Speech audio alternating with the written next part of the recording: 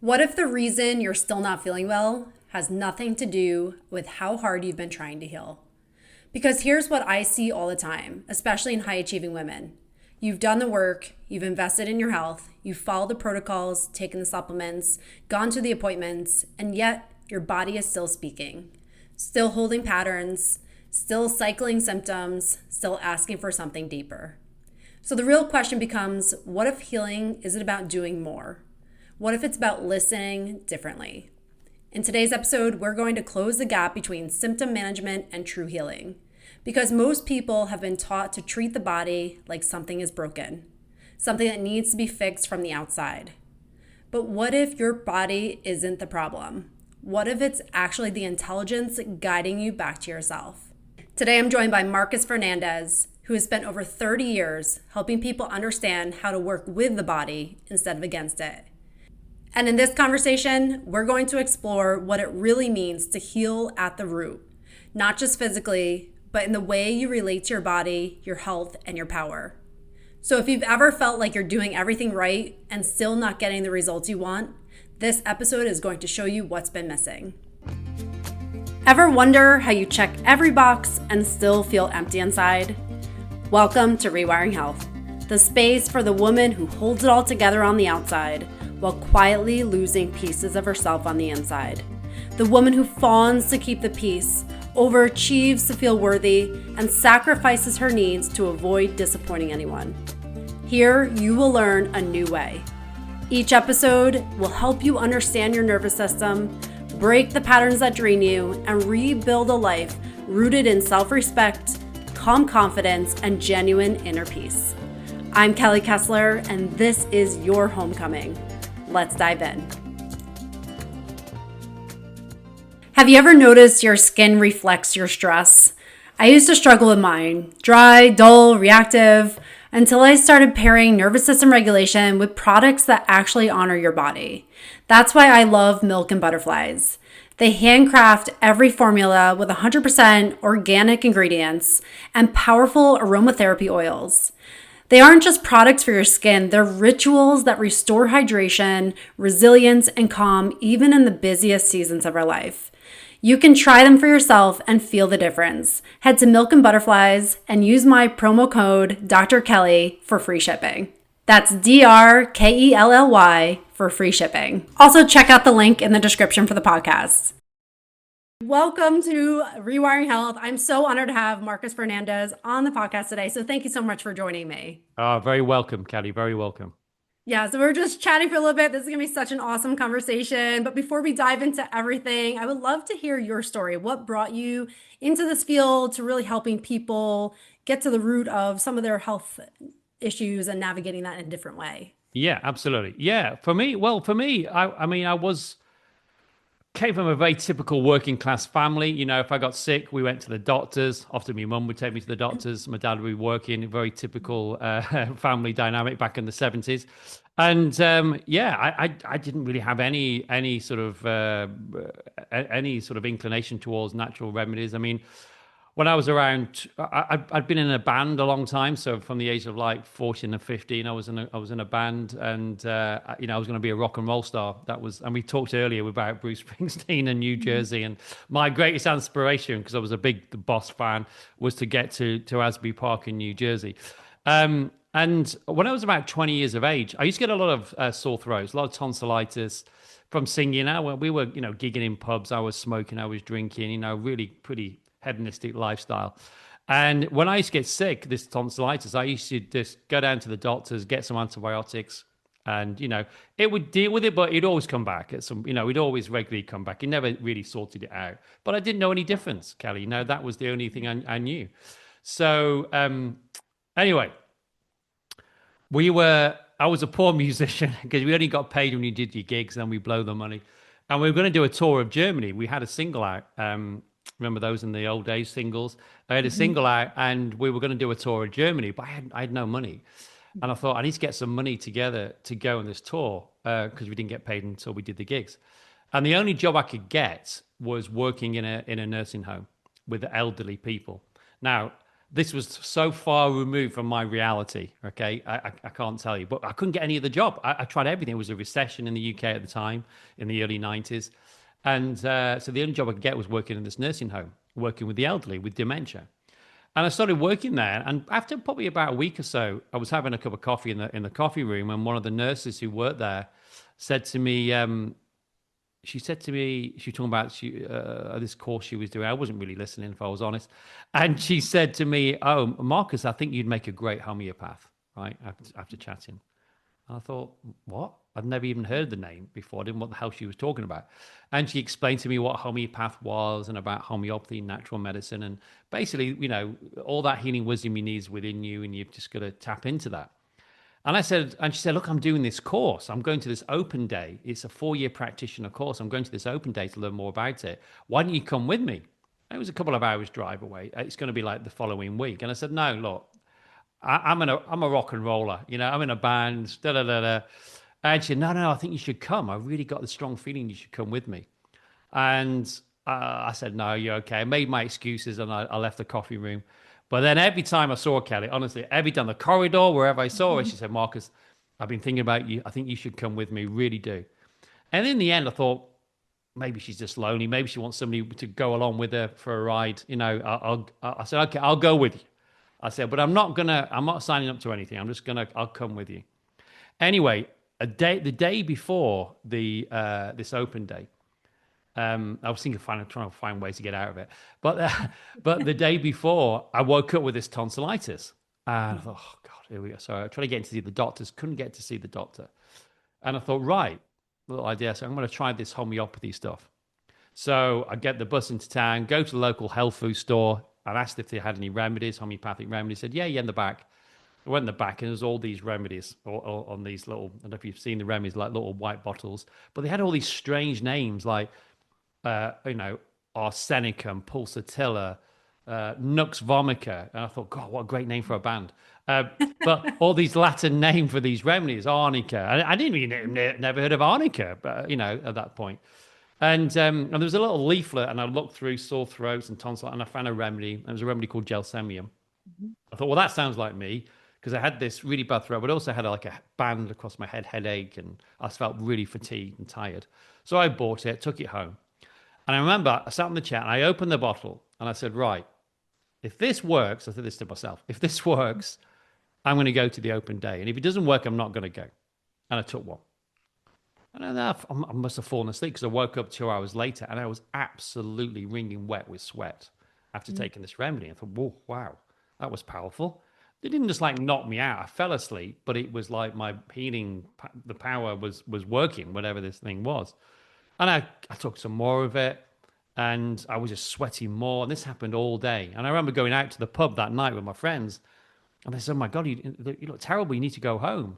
I said, "Yeah, I know. I'm sweating like crazy, but actually I feel good, or I feel it's okay inside. I felt good." Anyway, I woke up the next morning, no tonsillitis. So I went to the open day, and I have never had tonsillitis since in 34 years. Right? Wow. 34 years. So I go to this open day. I have no intention of signing up. So I go along. I've got to admit, I was impressed by that remedy. Even the antibiotics never worked that quickly for me. And I went to this open day, and this guy, the late, great Robert Davison, who started the first homeopathic school in the UK in the early 70s, started talking about homeopathy, started talking about his cases and clinical experience and about remedies. And I remember listening to him, and I just went really still inside. It's like I'd never experienced that before. It was like a stillness. And it was like I was hearing truth for the first time. Mm-hmm.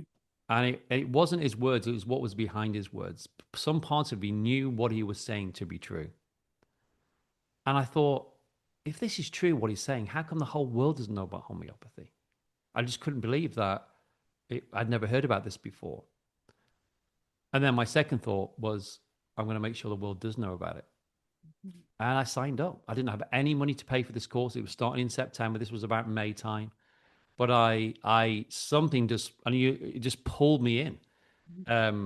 It's almost like I recognize whatever it was, and it sounds a bit woo-woo, but on another plane of existence knew my spirit, whatever you want to call it, knew this was now to be my path. I can't emphasize how much music was so part of my life. It was everything. But this, not, and it wasn't overnight. I didn't suddenly go turn my back on music, but it pulled me into that direction. And I left the band and I became, qualified after, 4 years of training and became a homeopath. And yeah, that was 30 odd years ago, 30 odd years, well, more than that, 34 years ago. So yeah, that's my story. So I always say I never decided to get into it. It pulled me in, when the time was right. Yeah. Oh my gosh, I love that because it's like the things that don't make sense. It's not like you had this all planned out. It's like these things that almost like you resisted in a way, but it was so meant for you that it would find a way to work out for you. And I love like the synchronicities and how everything was just perfectly Yeah, timed in that way. It's totally. amazing. Yeah, and I mean, often life's like that, isn't it? It's only in Mhm. hindsight Yeah. when you look back in it that you really see that we think we make decisions, but often things you know things have got a way of working themselves out. Sometimes not always as we think. But I feel very blessed, Kelly. I feel very blessed. It's in my life. It's in the life of my Yeah. kids. It gave me such a great philosophy at such a young age. I qualified, I was what, 23, 20, nearly 24. It just gave me such a great start in life that, yeah, I just feel very grateful for that. Very grateful. Yeah. I love that. And something I want to go back to that you said that really stuck out to me because and many guests I've talked to or have these like profound wisdom and these truths, and it's just like this works, but yet it's not mainstream. And you said like the No. world needs to know about this. Why do you think that is? That's something that has a lot of evidence of working, and especially like Yeah. people that have that experience. Why is it not more widely known for people? Well, Probably that's a a loaded big question, that's right? a big question. I mean, I Yes. remember. Well, people think. With homeopathy, and I can explain later what homeopathy is. But homeopathy is huge around the world. I mean, in India alone, 100 million people use homeopathy as their primary healthcare. So I Mm, went to India when I was still a student, and I traveled all around. And there's homeopathic hospitals there. People practice, they train like medical doctors, and there's homeopathic hospitals, homeopathic pharmacies on every street corner. But also across, in Europe, in France, something like 49% of all GPs in France prescribe homeopathy. You go into a pharmacy, it says allopathy, which is regular medicine, and yeah. homeopathy. It came from Germany, so it's right across Europe. In England, the late Queen Elizabeth II, she used homeopathy all her life, lived to the nearly to 100 years of age. One of the homeopathic pharmacies in London has got the royal warrants from the late Queen and the King. The King now is a patron of the faculty of homeopathy. In America, the history of homeopathy in America is unbelievable. You had homeopathic hospitals all over the US, all over. And what basically shut it down was what's called the Flexner Report that came out in 1922, which I think, if I remember rightly, was commissioned by Rockefeller. And basically, it was to outlaw homeopathy. And they cut the public funding for the homeopathic hospitals and for the homeopathic medical schools. So, again, these were doctors that trained in homeopathy. So, the history in America, I remember teaching in New York, I mentioned it actually before we Yeah. started recording. You know, Americans, you guys don't know the history of it, but it got wiped out. It got basically shut down. The American Medical Association was set up to outlaw homeopathy. I'd say to all your listeners, look into the history of homeopathy in America. It is phenomenal. Wow. So, but it's now, I mean, it's still very popular. It's not a new age thing. It's been around hundreds Yeah. of years. And again, you asked them that question: why is it sort of not, people don't know about it? Vested interests. I don't want to get into conspiracy theories from the pharmaceutical industry onwards, but the pharmaceutical industry is not in the wellness business; it's in the sickness business. Right. And as long as 100%. you know that and understand that, Yes. that's fine. But you need to know. You need to be aware of that. Yeah. And we've been using natural things for thousands of years. Look at Chinese medicine. Look at Ayurveda in India. These are thousands of years old. These principles really are saying that all the natural healing wisdom you're ever going to need is within you. Hmm. And we've just got to tap into that, not just suppress symptoms. I want to take a brief moment to pause from the episode to share something that I've noticed so many women struggle with, and maybe this resonates with you, that you do not feel safe to honor your own needs. You might be the one who learned how to be easy, capable, and reliable, and yet you're tired of overriding yourself. You're tired of explaining your no, you're tired of feeling guilty for wanting space, and tired of shrinking your truth to keep the peace. The thing that most people don't realize is that you can't actually protect your peace without a sense of inner safety. And without that safety, boundaries feel harsh, guilt feels unavoidable, and self-respect feels like something you're constantly working at instead of resting into. If you have that quiet, steady craving for self-respect, the kind that lives in your body, Self-Respect Reset was created for you. It's a guided, body-based experience designed to help you rebuild inner safety, trust yourself again, and honor your needs without guilt, explanation, or self-abandonment. You can find the link below, and I can't wait to... The link to join is in the show notes, and you'll find the link below in the show notes whenever you're ready. If this calls to you, you can find the link in the show notes to join. If this speaks to you, you can find the link to join in the show notes. Now back to the episode.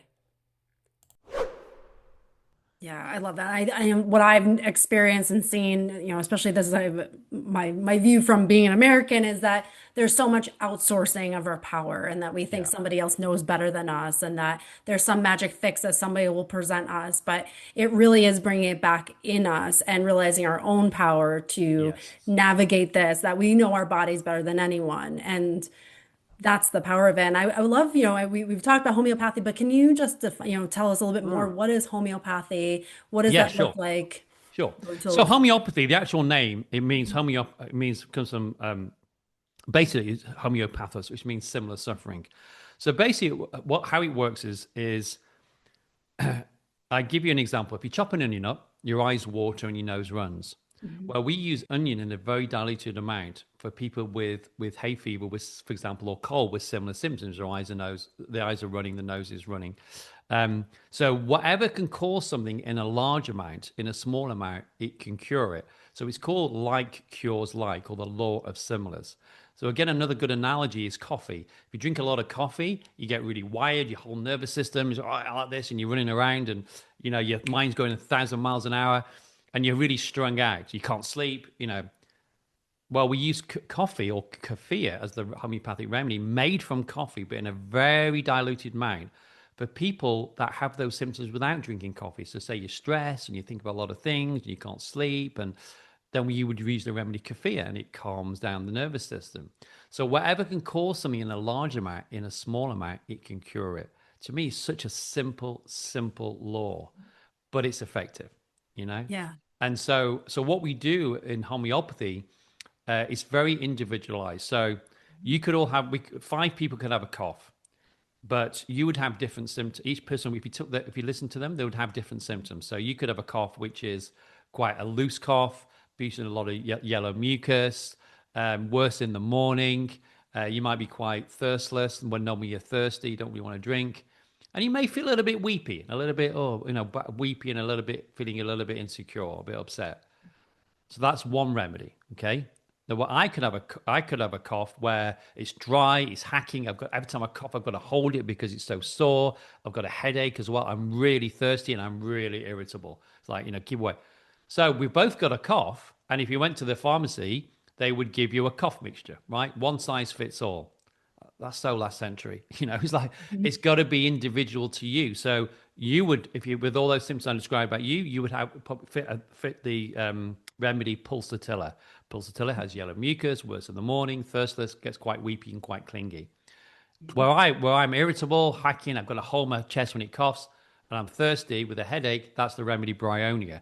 So we're matching the individual symptoms to that, the remedy to the individual symptoms of the person, if that makes sense. So it's very, very individual. The second part to that is if you take allopathic medication, often what it's doing is suppressing symptoms. So like that cough mixture, it suppresses the symptoms. So if you got, I don't know, pain in your hands from arthritis and you take a painkiller, it's suppressed. You still got the pain, but it's suppressed. And I always use this car analogy. So it's a bit like a car dashboard. If the oil light flashes, it means there's something wrong in the engine. So that's your symptoms. But if you just take the bulb out to suppress the symptoms, there's still a problem in the engine. The car's going to break down 2 or 3 miles down the road. So the job in homeopathy, what we do, especially as homeopaths, if we're treating people chronically, we go into the engine, we fix the problem, and the light will go off by itself. Mhm. Because if you don't, if you just keep suppressing symptoms, you drive it deeper into the body. Mhm. Does Yeah. that make sense? So Yes. it's quite a simple sort of analogy, but all the remedies are doing. It's another third point. Mhm. This, like, again, I'm using another car analogy, but it's like a key to, the key in the ignition. Well, a lot of cars are electric now, but the ignition where you turn it Mhm. and the engine starts. You don't need to keep turning the key.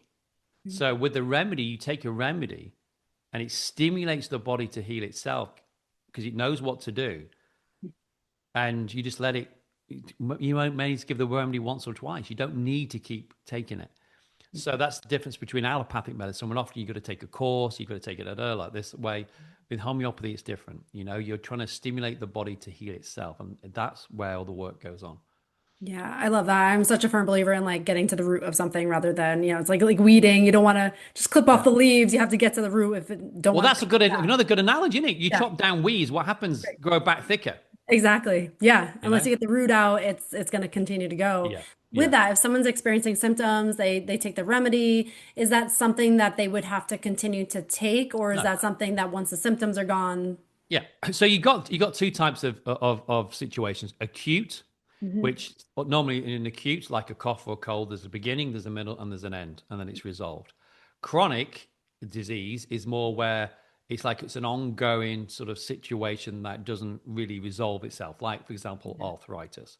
Hmm. So I would say for anybody listening, you can deal with a lot of stuff at home. That's why I wrote my book, Homeopathy at Home, which is an A to Z of common complaints that people get, like you said, from coughs, colds, fevers, bumps, bruises, whatever, warts. There's a lot of things you can deal with in the home. And like you said before, we've given our power away. Now, I remember my grandmother, and especially like your great, and we listen to great grandmothers, they knew what to do. They knew what to do. Got stung by a bee, they knew what to do. There's things that we did, or when the children are sick, the grandmothers there, they knew what to do. They'd been there before. They knew what to do. Even in the kitchen cupboard, they would pull things out and use. But we've forgotten that, or we've been cut off from that, and lack of knowledge. That's when fear comes, and we've given our power away. We need to get that power back. And if COVID taught us anything, and I saw the biggest shift with COVID, is people suddenly realize, especially that first year before there was any talk of vaccination, all we were told was stay in your house and wear a mask, right? And that really rocked people to the core because they thought when push came to shove, but I don't know if that's a US expression, push comes to shove, they thought medicine would save them, but there was nothing to save them. Hmm. And people felt so, so vulnerable. And we have a thing called the home prescriber course, which we used to charge people for it. It was a course, 5-hour course. But during that time, because people were so disempowered, especially people with kids and families, we just gave it away for free. And we've had over 50,000 people have done that Wow. 5-hour course Yeah. because I wanted to show people there is things that you can do yourself. So I'd say Hmm. to everybody listening, you have got to invest in your health and well-being and the health and well-being of your families. Hmm. It's so crucial. Do not give that power away. Now, I'm not saying don't go to I see a doctor. I'm not saying don't go to whatever. I always say it's like a scale. If Hmm. I'm in a car accident, the first place I want to be is hospital, right? The great emergency medicine. I've worked in hospital, fantastic.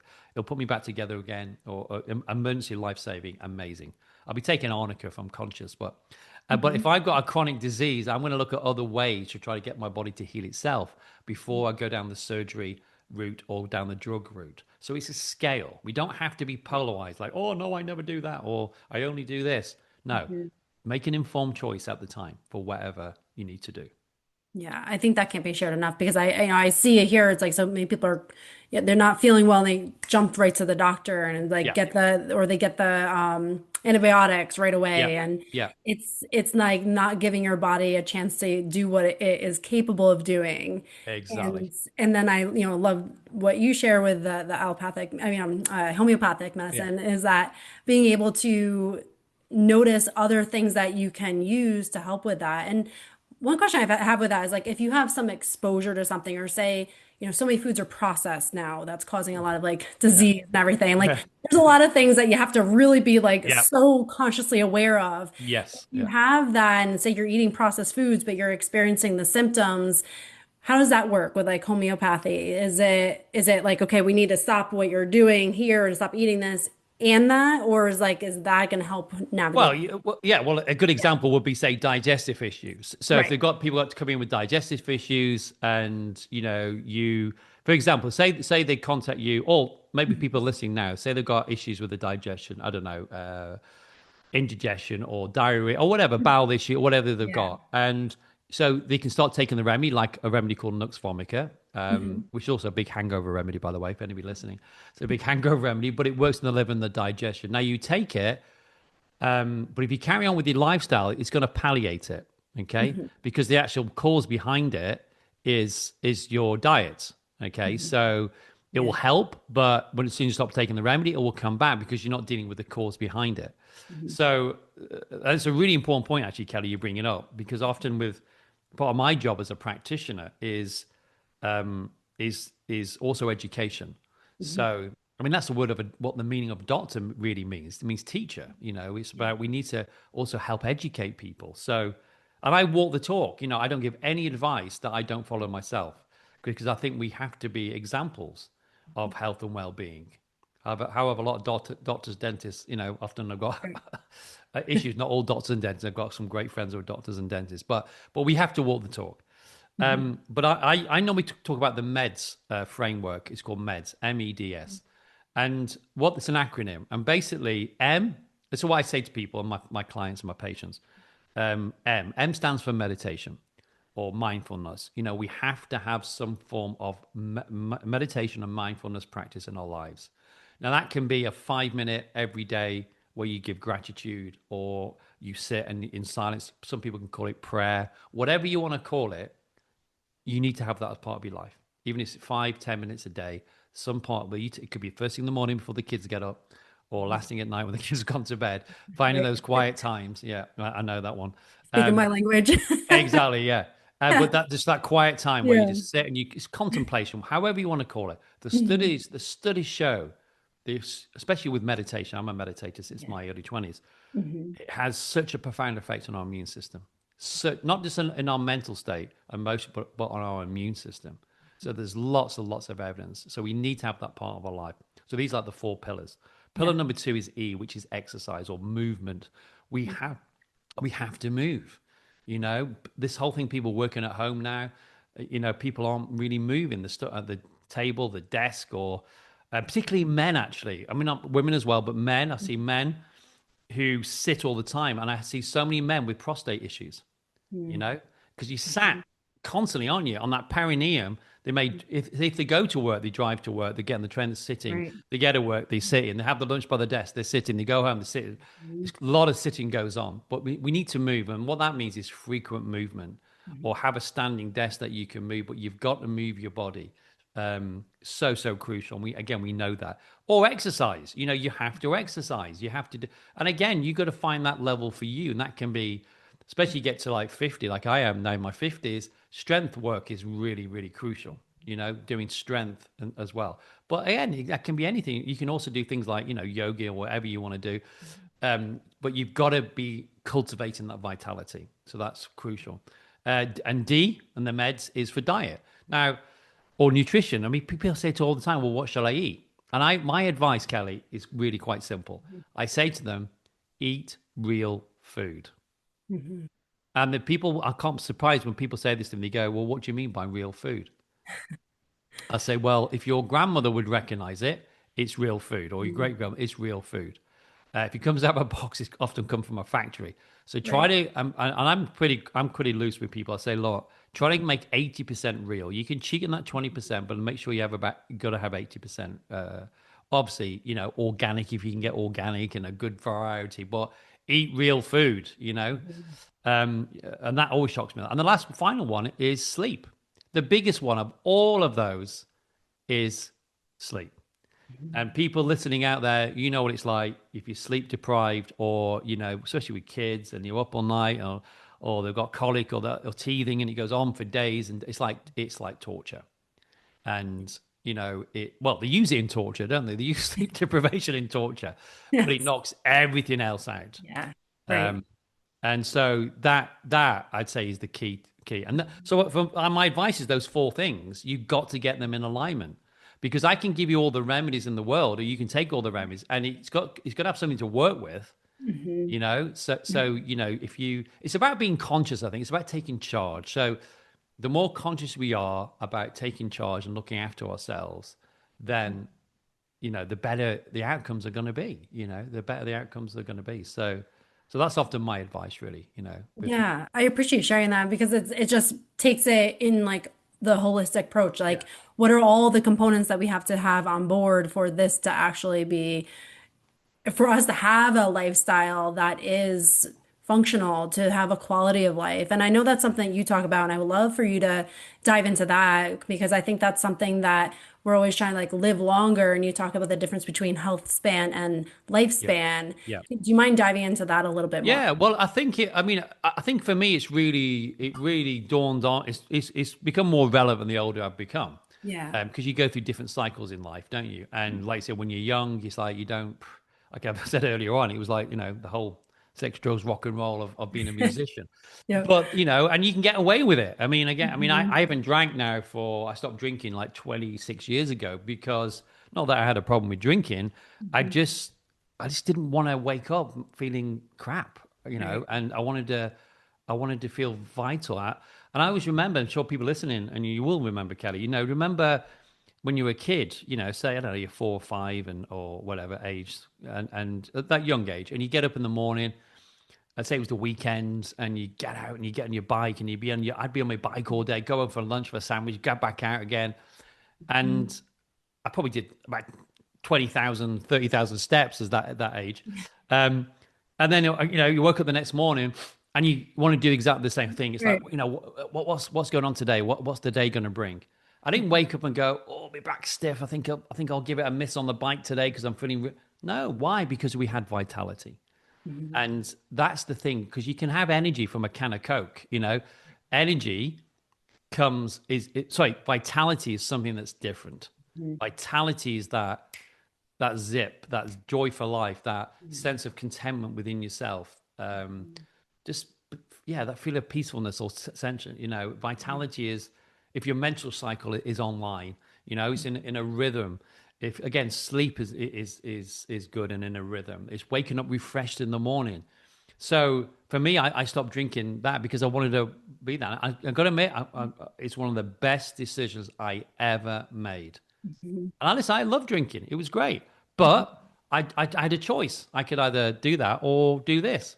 And I look at people my age now, and men my age, and I'm glad I did, because, people, it ages people. Yeah. But so, again, I'm not judging anybody. People have their own choices. But I think vitality is something that we need to cultivate. And again, if you go to the East, I remember going to China. I backpacked around China, was in my early 20s when people really didn't get into China. I was backpacking around. I'd go to these places, and there'd be, like you see on TV, these people in the park, the elderly doing Tai Chi or Qi Gong. And, it's like, and again, when I went to India, I saw, these yogis and the elderly again, they were revered. It was like a golden age. It was like they were cultivating vitality. It didn't stop. They were cultivating it. So I think we've got a lot to learn from other cultures. Um, Yeah. but we've got to be conscious of it. We've got to, and that, what I mean by that, Kelly, is every day, it doesn't matter how little it is, every day we need to be pushing the needle forward in some way for ourselves and to nurture ourselves. Mhm. Absolutely. And that just builds into that belief system too. If you think that aging is inevitably going to decrease your functionality and your quality of life, it's going to. But if you start putting things in that bucket of like, I'm taking care of myself, then you start to trust yourself in the process and know Exactly. that you're going to have that better buffer and adaptability to whatever life brings Ex- you. So, Absolutely. yeah. Absolutely. And we all know that. It's like we know about health when we are sick, you know. Right. But if you don't listen, if you don't listen to your body when it whispers, you're going to listen to it when it screams. Hmm. And often disease is a process. It's not an event unless you have a trauma, like never been well since, bang on the head or accident or childbirth. I mean, I see this a lot. Never been well since childbirth. Yeah. Trauma that women carry for many, many, many years. And I would say to everybody, if you've had a traumatic birth, not only homeopathy to help, but also cranial work or cranial osteopathy, just to release that trauma within the body. So yeah, it's a disease. Often it can be a process. It's not normally an event. This is why we've got to be conscious about it every day, really. Just what came into my mind. I asked my grandmother. My grandmother was 100 last year. She's going to be Oh my 101. gosh.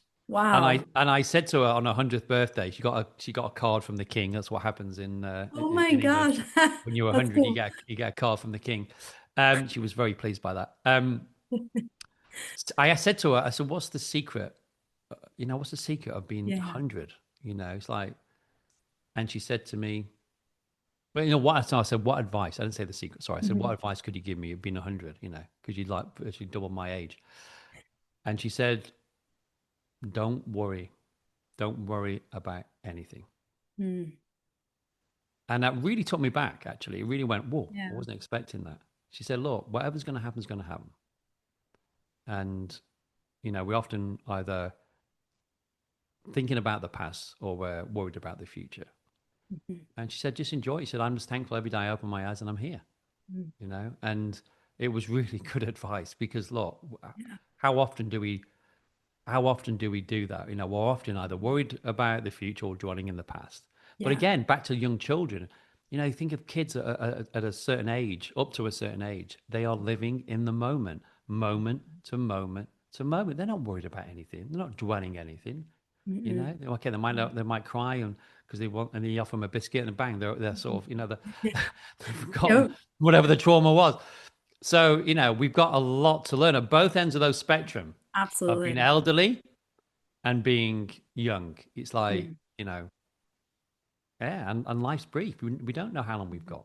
I remember Yeah. having a dream. Sorry, Kelly, all these thoughts come into my mind. Oh no, I I remember love having, it. I remember having a dream I remember a dream a few years ago, and in my dream I was like 87, and I Hmm. remember thinking, wow, that was quick. That's My life, interesting. yeah, but that was quick. My life, it went so Yeah. quick, Hmm. and it does as you get older, it goes quicker and quicker and Hmm. quicker and quicker. So, yeah, Yeah. Yeah, no, I appreciate, I mean, sharing that wisdom from your grandmother. And it's like I'm seeing the other end of the spectrum. I have a 3 and a 6-year-old boys. So I yeah, see they're just carefree, like, yeah, and they're so resilient and like just such a like beautiful energy. And it's like somewhere I think in the middle we like get lost in all the shoulds and we need to do yeah, this and all the worrying and yeah, that's really it's profound and I think a reminder we all need because totally. it's easy to get into that self-protection mode. If I can just anticipate everything in my life, I'll be safe, but that's not the truth. Never the truth, is it? Yeah. So it's so powerful. Oh, it is. One, And I said with kids, particularly, I think I think kids really. I mean, my kids are a little bit older now; they're sort of 10 and 15, and Mhm. but boy, does that go quick! I still can't believe my son's 15, but um, yeah, I think they're there to remind us. I think they're there to remind us about joy. They're there to remind us about play. When did we start taking ourselves so seriously? Yes. It's Yeah. like kids don't. It's like we've got a lot to learn in that wisdom. And as you said, all those things, a lot of the time, we're just making it all up in our Right. heads, aren't we? It's like 100%. we've got this like special effects department going in our heads about situations, scenarios, da da da, and actually, it's not really real. It's just Yeah. thought a lot of the time. Mhm. But Yeah. it can feel very real. It can Right. feel incredibly real. And that's that, it goes back to that word you said is choice. At every moment you have a Yeah. choice of like what you focus on, how you navigate it, what you choose to put in your body, how you spend your time. So I think that's we talked about bringing the power back in. It's once you Yes. realize you always have a choice. You have a choice of how Always. you perceive it and your perception of life. Like that's your choice. And I think that's the power of it. It's just like Absolutely. bringing it back home to yourself and realizing Always. that. Oh, Absolutely. yeah, that's the power is within us. It's like Yeah. there's a great quote, we don't see how things are, we see things as we are, Yeah. Yep. and if we're in a look, if we're in a bad mood, we see things in a certain way. If we're in a good mood, we see things in another way. But as Absolutely. you said, we've got a choice, and sometimes I do that. Sometimes I find if I'm like I'm really if I look, we're all human, so we're having a human experience, Right. and it's yeah, I may be thinking and worrying about something, and then I suddenly stop and I go, where am I? Mhm. And I feel, no, I'm in this room. I look at the ceiling, I look at and just bring yourself back to.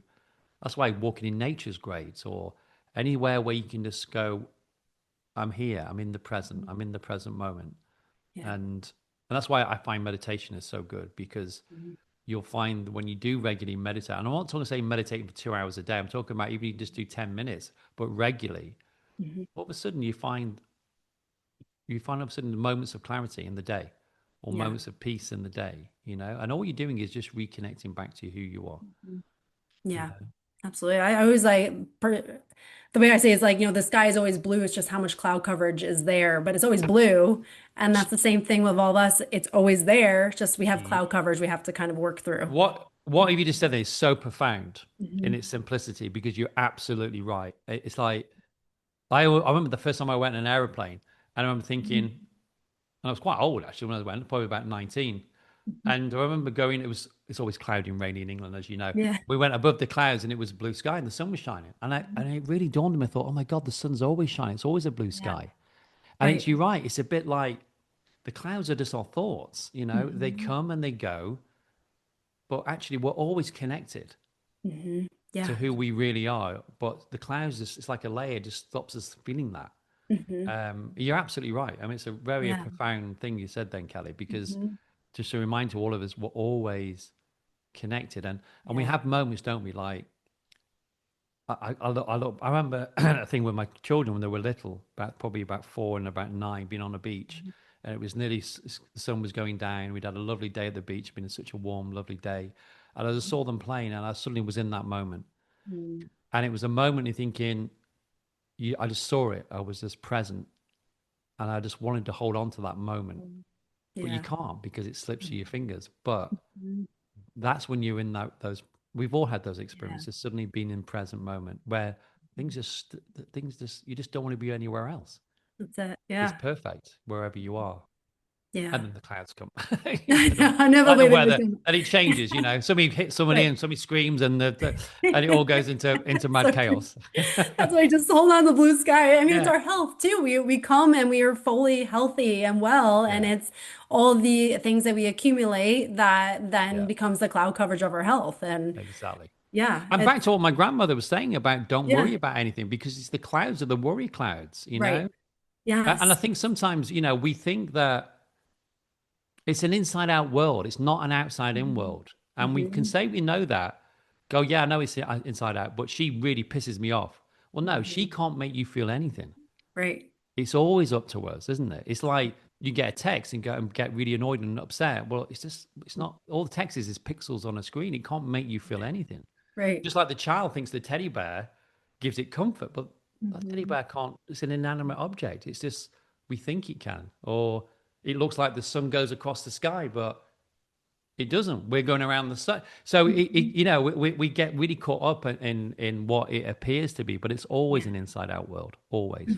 Yeah, and that's someone else I was talking to too. They give this example. It's like an orange, like when I think Wayne Dyer said it, but they Yeah. like told me about. But when you squeeze an orange, you get orange juice because that's what's inside the orange. Yeah, he So did say when that. That life was Wayne Dyer. squeezes Yeah, you, yeah, yeah. yeah, when life squeezes you, you're gonna get whatever inside of you. So Exactly. that's the That is power of it. so, so, so true. And I Yeah. think, I think really the secret is simplicity. I mean, that's Mhm. what I feel now as I'm getting older, that actually we want more simplicity in our lives.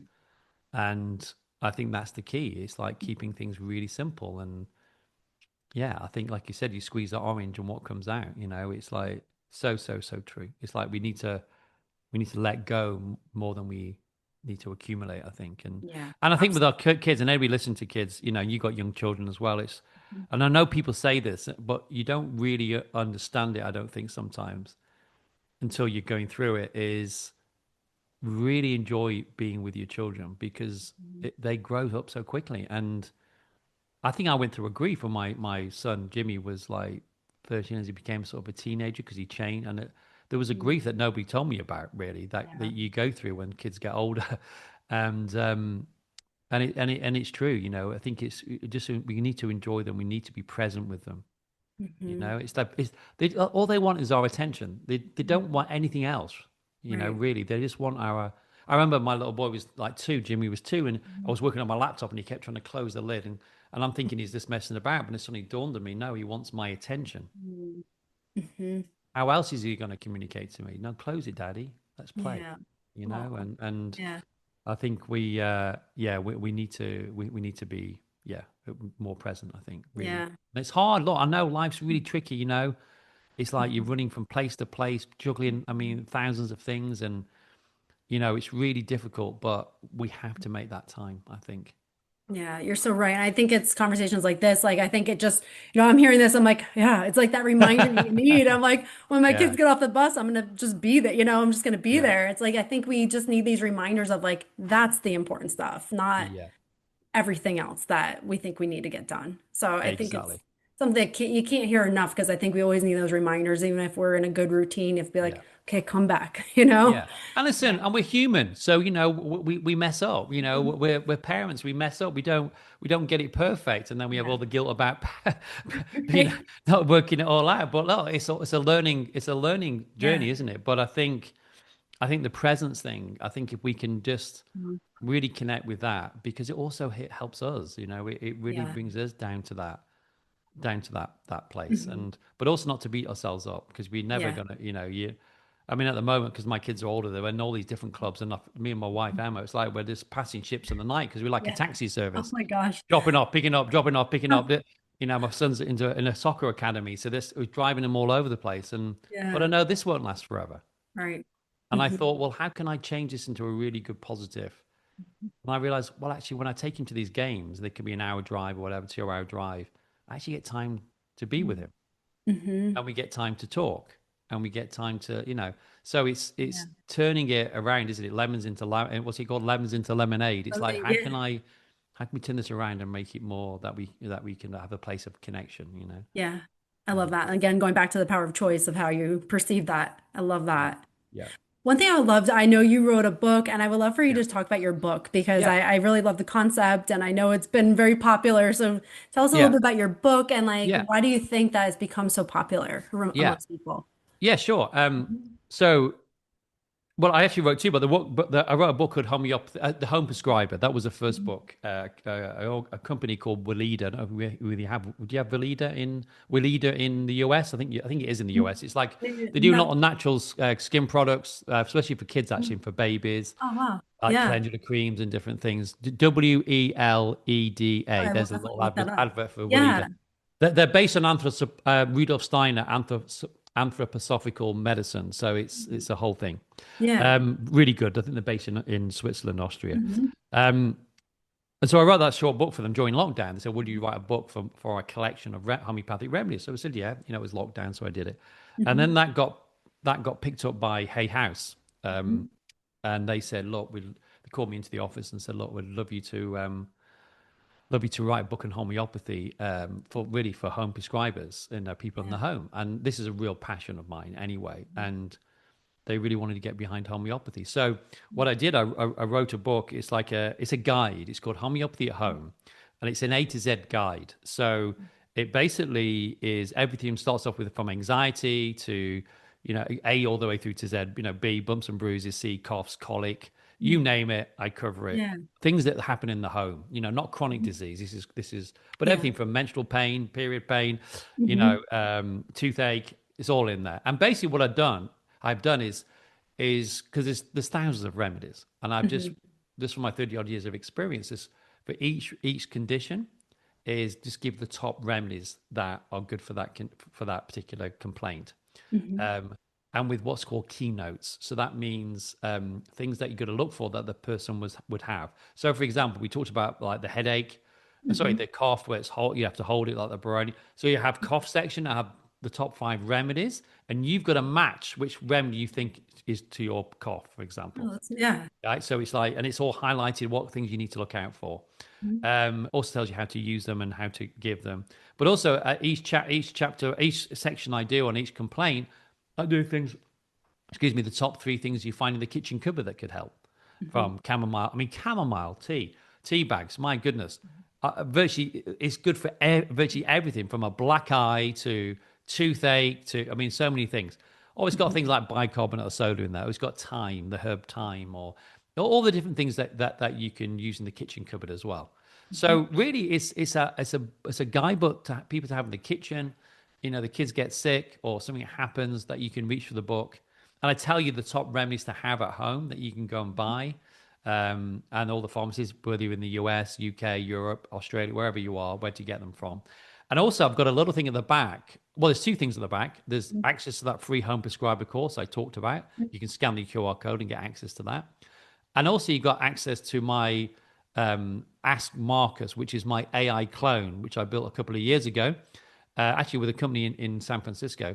And basically, it's got all my books, all my videos, because I've got stuff on YouTube, lectures and everything within it. And you can basically, you can phone me. Actually, it's not me, it's my clone, but it's my voice. You can speak to me by phone or WhatsApp or in any language. I'll talk in any language. And you can say, hey, Marcus, I've got this. Da, da, da, what do you think? Da, da, da, da. And yeah, people, it's great because people got access to me 24/7, you know? That's cool.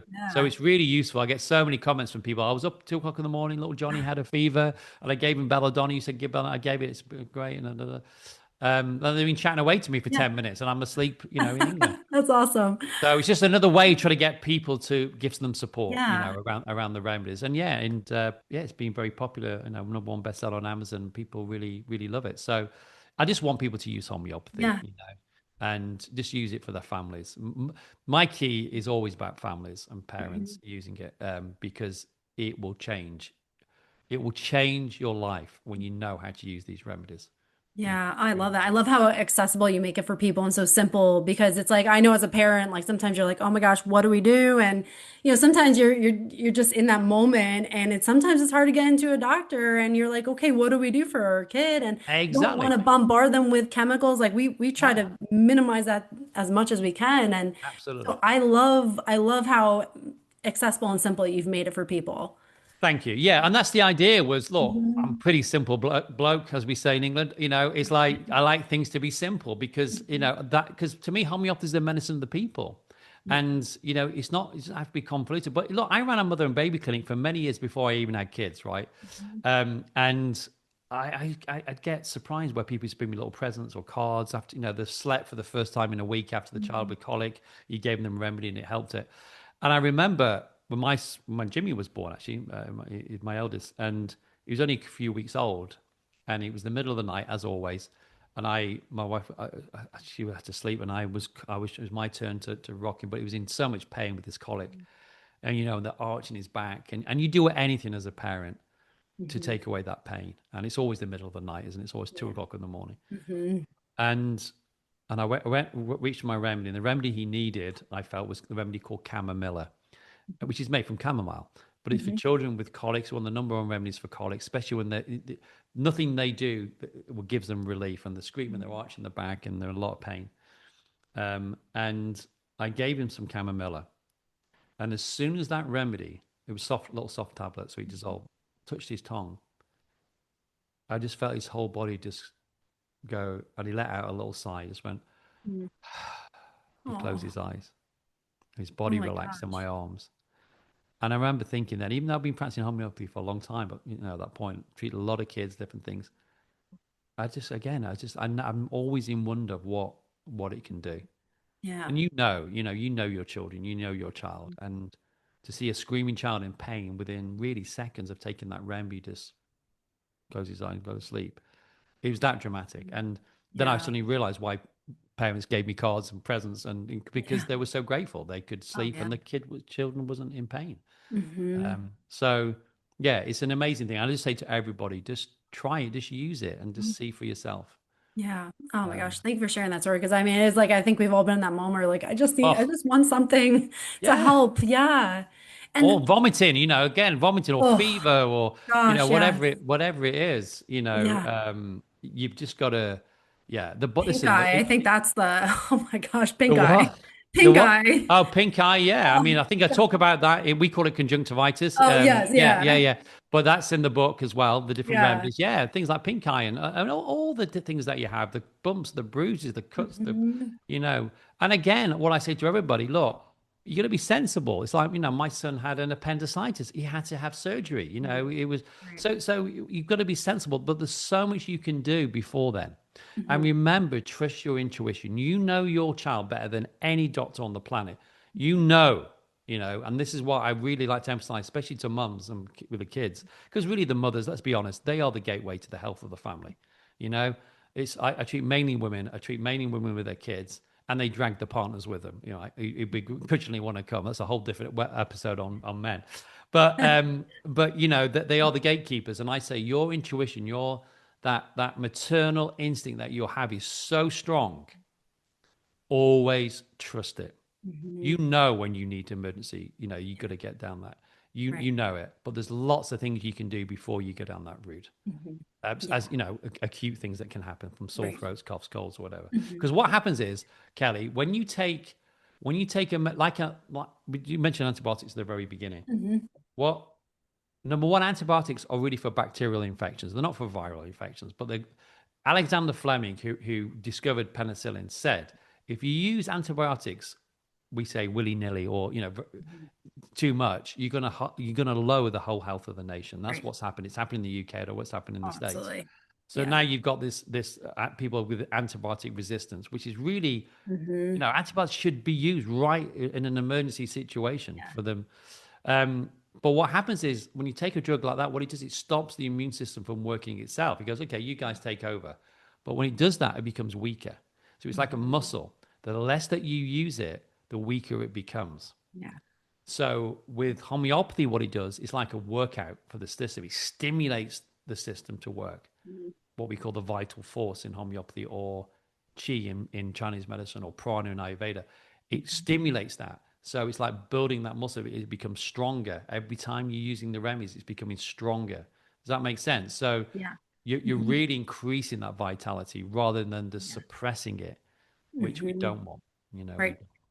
Which is talking about long term just improves your overall health. But yeah, I was always having like, I mean, antibiotics serve a purpose, but the gut microbiome, that alone, when it wipes out that, I'm like, oh, it just, yeah, that kind of scares me when you have that going on. So Well, it's, yeah, yeah, exactly. And we know now how important the microbiome is. And yeah, really, they say our stomach and digestion is our second yeah, brain. I think it's our first brain, yeah, and you know, affects your brain. because it affects your brain on the vagus Yes, nerve and the whole connection. It's like, 100%.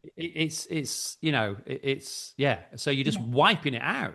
Yes, You're right. wiping it out. And actually, a Hmm. little tip for everybody, I say this to my clients all the time, patients, you've got to be taking fermented foods. You really have in this day and age, you have got to be Yeah. taking fermented foods, whether it's sauerkraut, kimchi, anything that's fermented in order to really help that Yeah. microbiome. It's an Yeah. absolute must. And kids as Mhm. well, if you can Yeah. get them to eat it. Right. Yes, absolutely. Which, it affects your kids when you have them too. What your gut microbiome, the kids then Absolutely, yeah, also, yeah, yeah. Well, the are whole mirroring. birth process, and if Yes. you haven't, and if they haven't, if they haven't had a natural birth or they had a cesarean, then they haven't got the. I mean, yeah. So Yeah. it's really Fascinating. crucial. Really, yeah, Yeah. really crucial. One more question I would ask you because Yes. you talk about the remedies. Is there a certain like quality we should look for, or is there like is there a source we should look for, like something Yeah. that we should avoid? Because it's just learning to trust. Who do you trust with those Oh, yeah. remedies, and are they pure? Where are they Yeah. being sourced from? What is something to look for and to avoid in that? Yeah, that's a really good question. So I always say, look, go to your local health food store or go online. Well, health food stores are always good, but obviously you can buy them online now. Mhm. I think, in my book, I talk about the reputable pharmacies you can order them from online or in person. But normally, I mean, even things like Whole Foods, I mean, they sell homeopathic remedies. I mean, anybody that's a reputable retailer. But Mhm. I would say, I would say go to I was I'm really into local health food stores. I think Mhm. they're so important for the community, so I would encourage you to go to local health food store and see what they stock and where they get their remedies from. So I mean, you've got lots of pharmacies in the US, for example, Mhm. a lot of very reputable and very old pharmacies in the US that have been around a long time. So I would say do that, but I would say support your Yeah. local health food store. Yes, it's easy to buy online, but I like to support these independent businesses, Yeah. and they're always experts into sourcing what's really Mhm. good and good quality. But Yeah. normally, you can't really go wrong when you buy the remedies because there is regulations Mhm. around the quality of these remedies. That's So good to know. yeah, Yeah. Very good. Thank you so much. This has been just so eye-opening and just like so empowering to recognize what else is out there versus yeah, maybe with it more conventional things, yeah, especially in America. But yeah, yeah, what else we can do to really take our power yeah, back. And for yeah. someone who want to connect with you, where can they find you? Where can they get the book? Yeah, well, you can get the book on Amazon or an independent retailer. I mean, again, it's you just Google. Well, you can just Google it or homeopathy at home. You'll find it. And yeah, I mean, you can check out. I also have a school of homeopathy where we teach practitioners. I've had that since 1998. Where we do a practitioner training. We have online and in the classroom in London as well, but we have a lot of students in America. So you'll find me at chehomeopathy.com. I'm sure we can put it in the show notes. And also we can put a link in for the book as well. But yeah, I would say to all of you, just try it and use it. The proof is in the pudding, as we say. Just try it. And honestly, you'll find you won't go back. And you'll find it's such a safe and effective way of treating things, but also there's no side effects, so it can be used in pregnancy and young children. It's like the ultimate, really, of a clean medicine, as it were.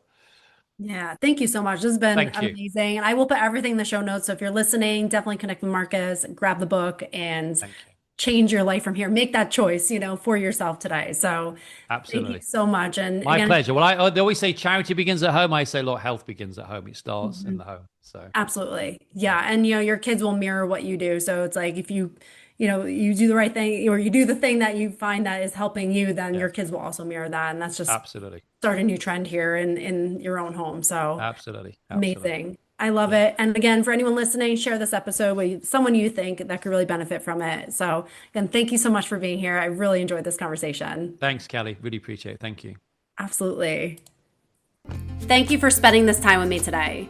If something in this episode stirred your truth, reminded you of your worth, or helped you see your patterns with more compassion, you're already rewiring your life.